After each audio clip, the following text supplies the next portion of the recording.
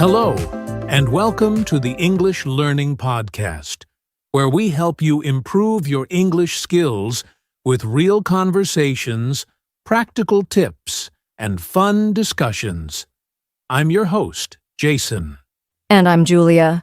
We're so excited to have you here today because we're talking about something that can change the way you speak English, forever activating your fluent English mind. That's right. A lot of learners ask us, how can I think in English instead of translating in my head? If you've ever struggled with this, then this episode is for you. Exactly. We'll break down why it happens, how you can stop relying on translation, and give you simple exercises to help you start thinking and speaking naturally in English. And before we begin, let me ask you, our listeners, do you ever find yourself hesitating before speaking English because you're trying to find the right words in your native language first? If yes, don't worry, you're not alone. We'll show you how to change that. Yes, and stay with us till the end because we'll share some fun and effective exercises to train your brain to think in English just like native speakers do. So grab your coffee, tea, or whatever keeps you energized, and let's dive into today's topic, activating your fluent English mind. All right, now that we know why thinking in English is important, let's talk about the biggest challenges that stop English learners from doing it. Yes, so many learners feel stuck because their brain automatically switches to their native language before they speak in English. And Jason, do you know what the biggest problem is? Let me guess. Overthinking? Yes, that's one of the biggest reasons. Many learners overthink before speaking. They try to make every sentence perfect in their head before saying it. But guess what? That slows them down. Exactly. Imagine you're having a conversation, but before answering, your brain is trying to translate everything. By the time you form the perfect sentence, the moment has passed. That's so true. And this brings us to the first major blocker: over-reliance on translation. If you always translate in your head, you'll never feel truly fluent. You need to train your brain to think directly in English. Right. Let's give a quick example. Imagine you see a cup of coffee. Julia, if I ask you, what is this? What's the first thing that comes to your mind?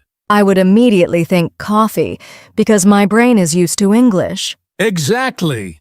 But if an English learner first thinks of the word in their native language, then translates it to English, it takes longer. That's why translation is a big barrier. Yes, and another fluency blocker is fear of making mistakes. Many learners are afraid to speak because they don't want to sound wrong or silly. Oh, this is a big one. People think, what if I say something wrong? What if someone laughs? But the truth is, making mistakes is a natural part of learning. Absolutely. Think about how kids learn languages. They make so many mistakes, but they don't care, and that's how they improve. Yes, and the last major fluency blocker we want to discuss is lack of regular practice. Julia, how often should someone practice thinking in English to see real improvement? Every day, even if it's just for a few minutes. The more you expose your brain to English, the more natural it will feel. Exactly. If you only practice English once a week, your brain won't get used to it. But if you think in English every day, even for just 5 minutes, you'll see huge progress. Yes, so let's summarize the 3 biggest blockers to thinking in English. 1. Over-reliance on translation. 2. Fear of making mistakes. And 3. Lack of regular practice. Great! Now that we know what's stopping fluency, it's time to fix it.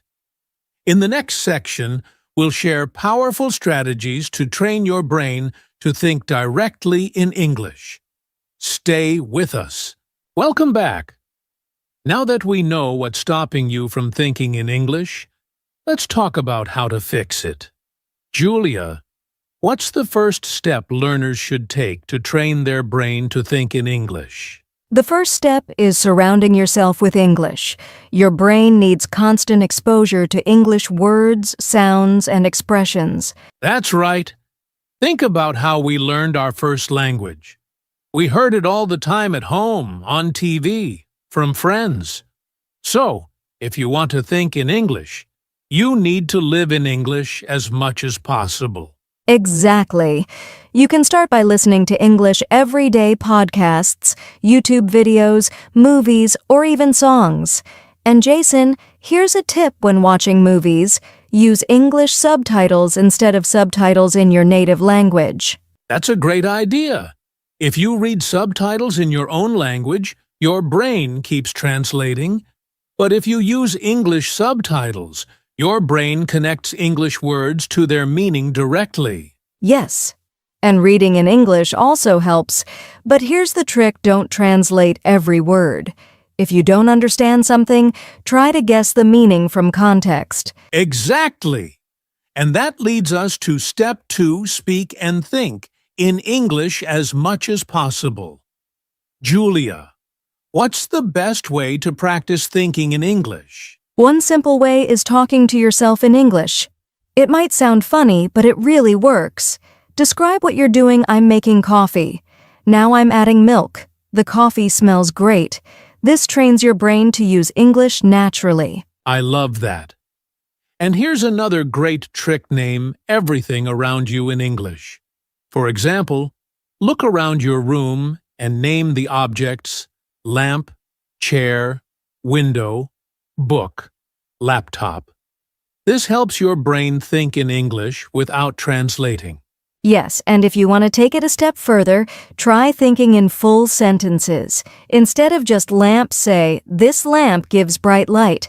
I use it when I read at night." The more you do this, the faster you'll think in English. That's an awesome exercise.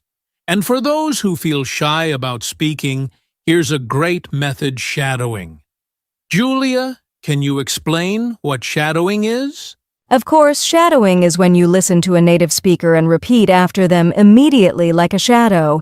This helps improve pronunciation fluency and thinking speed. Yes. Just find an English podcast or video, play a sentence, pause, and repeat it. Or if you're advanced, try repeating while listening. That's such a powerful method. So let's summarize the 3 steps to train your brain to think in English. 1. Surround yourself with English. 2. Speak and think in English daily. And 3. Use shadowing to practice real conversations. Perfect. Now, in the next part, we'll talk about how to build a strong fluency mindset. Because fluency isn't just about practice, it's about confidence. Stay with us. Welcome back. So far, we've talked about what stops you from thinking in English and how to train your brain. But here's something really important: your mindset. Yes, many English learners focus only on grammar and vocabulary, but fluency is also about confidence and attitude. That's right. If you believe English is difficult or that you're not good at it, your brain will block your progress. But if you have a positive mindset, learning will feel much easier. Exactly. And that's why the first step to building a fluent mindset is replacing negative thoughts with positive ones. Oh, I love this. Instead of saying, "My English is terrible," say, "I'm improving every day." Instead of thinking, "I'll never be fluent," say, "I'm getting better step by step." Your words shape your confidence. That's so true. If you always tell yourself that you're bad at English, your brain will believe it. But if you say, "I can do this," you'll feel more motivated. Yes. And another important mindset shift is embracing mistakes. Julia, do you think native speakers never make mistakes? Of course not. Even native speakers say the wrong words or forget what they were saying. Mistakes are normal. Exactly. But many English learners feel embarrassed when they make mistakes. Instead of feeling bad, learn from your mistakes and move on. Yes, and here's a fun mindset trick. Celebrate small wins. Every time you have a conversation in English, understand a new word, or think in English without translating, celebrate it. That's a great tip. Learning a language is a journey, and small steps matter. The more you recognize your progress, the more confident you'll feel. Yes, and here's one more mindset shift. Stop comparing yourself to others. Everyone learns at their own speed. Instead of thinking, that person speaks better than me, think I'm doing my best and I'll improve in my own time. That's such an important point. Learning English is not a race. Stay consistent, keep a positive attitude, and you'll become fluent. Yes. So let's summarize the mindset shifts for Fluency 1. Replace negative thoughts with positive ones. 2. Embrace mistakes as learning opportunities. 3. Celebrate small wins. And 4. Stop comparing yourself to others. That's perfect. Now, in the next part, we'll share some daily exercises to activate your fluent English mind. Stay with us. Welcome back. Now that we've talked about building a strong mindset, let's get practical. In this section, we'll share some fun and effective exercises to activate your fluent English mind. Yes, learning English doesn't have to be boring. The more you enjoy the process, the faster you'll improve. Exactly. So let's jump into our first fluency exercise, Fast Thinking Challenge. Julia, how does this one work? It's really simple. Set a timer for 1 minute and pick a random topic like food, travel, or hobbies. Then speak about that topic in English for the full minute without stopping. That's a great way to train your brain to think in English. And don't worry about mistakes. Just keep going. Right. The goal is to push your brain to find words quickly. And if you can't think of a word, just describe it instead of switching to your native language. I love that. Okay, next exercise, storytelling with a twist. Julia, do you want to explain this one? Sure. In this exercise, you create a short story in English, but here's the twist: you have to use 3 random words. Oh, that sounds fun.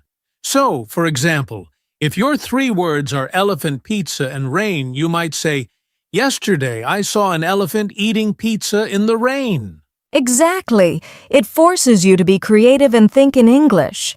That's a great one. All right, let's move on to mirror talk. Julia, how does this help with fluency? This is a great solo exercise. Stand in front of a mirror and talk to yourself in English for 2 to 3 minutes.